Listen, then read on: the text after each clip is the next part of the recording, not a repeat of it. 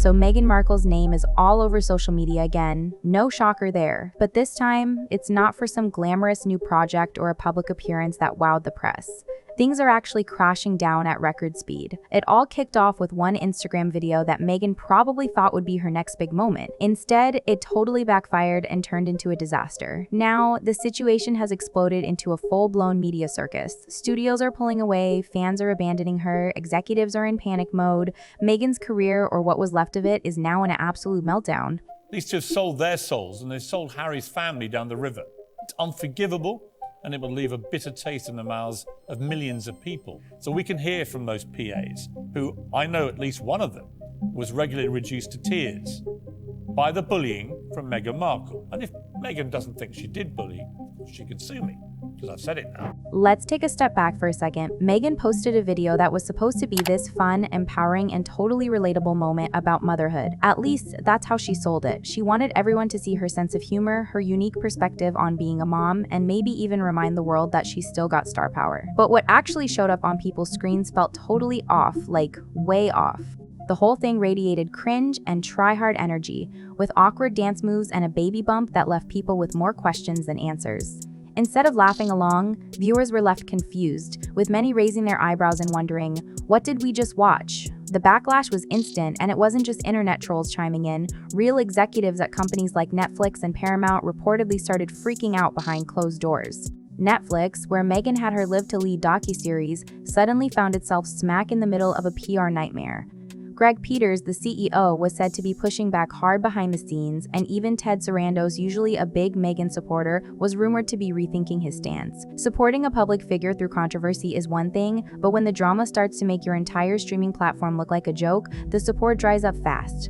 Paramount, meanwhile, didn't even hesitate. They cut ties with Meghan completely, while other studios are either ghosting her or quietly backing away, desperate not to get caught up in the drama storm that's now always swirling around her. It's like the magic Meghan once had when she burst onto the scene has vanished, and this video only made things worse.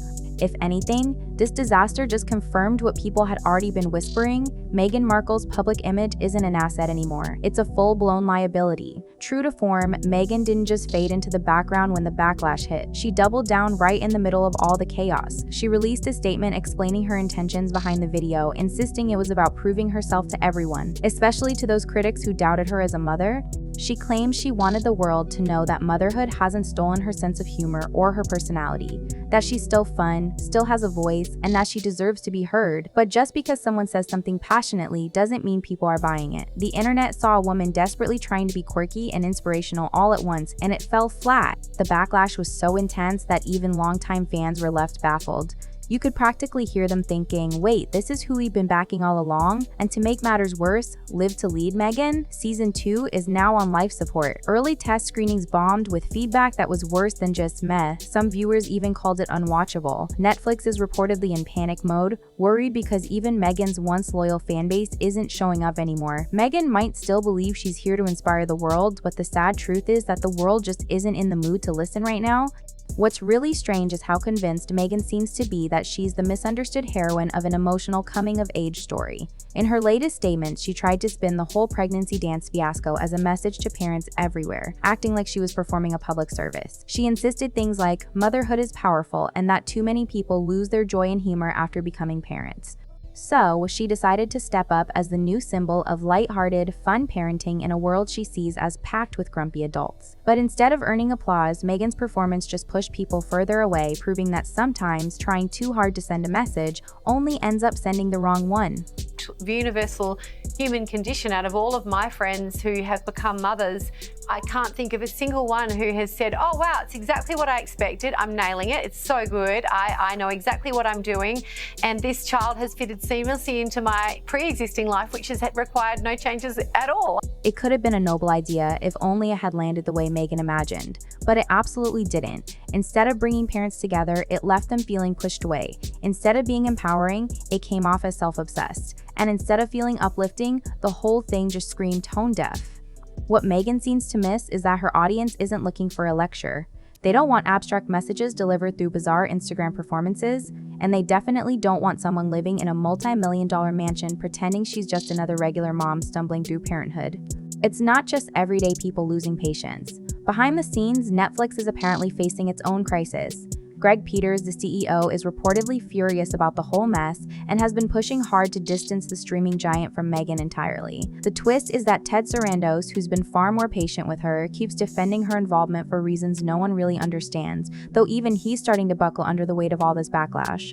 Insiders say the Netflix board is completely divided. Some want to pull the plug on season 2 right now, while others are clinging to hope for a miraculous turnaround in public opinion. Spoiler alert, that's not going to happen. Meanwhile, Meghan isn't slowing down at all. Word is, she's hustling to pitch herself to MTV and Disney, hoping at least one network will bite on her next big project. That might have been possible a year ago, but after everything that's gone down, most executives are probably dodging her calls like she's radioactive. She's gone from a cultural phenomenon to a professional risk, and everyone in the industry knows it.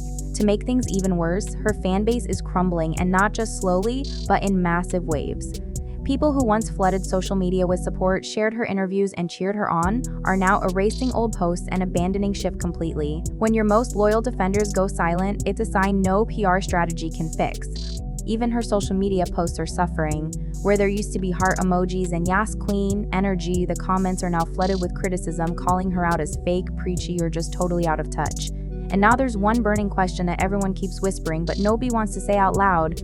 What was going on with that baby bump? Online sleuths couldn't stop commenting about how strange it looked. The shape seemed to shift, the position kept changing, and nothing about it felt right. Conspiracy theories exploded all over social media. Was it real? Was it just another publicity stunt? Whatever the real story is, it did nothing to help Meghan's image. Instead of winning sympathy or trust, the whole thing just made people uneasy. And once the public starts doubting your honesty, that kind of damage spreads like wildfire.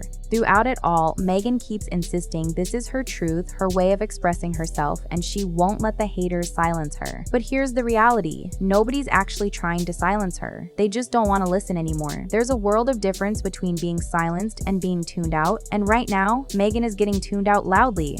If anything, the backlash has only made her more outspoken. Meghan recently recorded a podcast-style rant, just her alone at the mic for nearly an hour. No interviewer, no questions, just pure unfiltered Meghan. And, true to form, she started talking about herself in the third person, saying, "The world hasn't seen the real Meghan yet," like she's teeing up some dramatic character reveal. That's when the narcissism accusations really started flying. Instead of meeting the criticism with humility, she doubled down, insisting that everyone else is wrong and she's on a mission to teach parents how it's really done. But let's be honest, parenting advice hits different when it's coming from someone surrounded by a team of nannies, media advisors, and locked gates, while regular parents are just trying to survive the school drop-off and juggle 3 jobs. Her message might have worked if it felt the least bit relatable, but instead it sounded like someone desperate to stay in the spotlight, not someone looking to genuinely help. To make matters even messier, there's major tension behind the scenes with Netflix. Meghan is reportedly pressuring Ted Sarandos to approve a 3rd season of With Love, Meghan, even though season 2 hasn't even aired and is already facing disaster. Insiders say she's using every ounce of leverage she has to keep the show alive, whatever that leverage might be. Some are even whispering about whether there's more between her and Ted than just a business deal. Nothing is confirmed, but the rumors just keep flying. Meanwhile, Greg Peters has had enough. Inside Netflix, he's reportedly rallying the board to finally cut their losses and move on. From a business standpoint, who could blame him? The test screenings for season 2 were a disaster by all accounts. Viewers called the episodes hollow, self-indulgent, and completely tone-deaf. Even Meghan's most loyal fans walked away unimpressed. For a massive platform like Netflix, pouring money into a show that can't even keep its core supporters is a giant warning sign. Now the company is stuck in limbo, torn between internal loyalty, industry politics, and the mounting pressure of public opinion. Outside of the boardroom, Meghan's situation isn't any brighter. Her public image is crumbling, and late-night hosts have started using her as a regular punchline. Online, the commentary is absolutely brutal. Even media outlets that used to defend her every move are now backing away. When the very people who once championed your every step start treating you like just another tabloid headline, it's usually the beginning of the end. The saddest part is that Meghan still seems to think she's living through a comeback moment. She's acting like the world is just being harsh for now, and any day now, public opinion will swing back in her favor. But the more she talks, the worse things get. Every new statement seems to dig the hole deeper. There's no clever redemption arc unfolding, and there's definitely no sudden wave of sympathy on the horizon. Instead, it's a slow, steady unraveling, one that's painful to watch, especially when it's clear she refuses to read the room. Now, season 2 of With Love, Meghan is creeping toward its release. There's barely any real promotion, no excitement, just this nervous energy from Netflix like they're bracing for a storm. Rumors are swirling that Meghan poured her heart into the new season, hoping to reintroduce herself to the world. But let's be real, if the reaction to her viral video tells us anything, no amount of glossy rebranding is going to change what people already believe. When the public moves on, they really move on. And right now, it looks like Meghan Markle is shouting into a void. No one's listening anymore.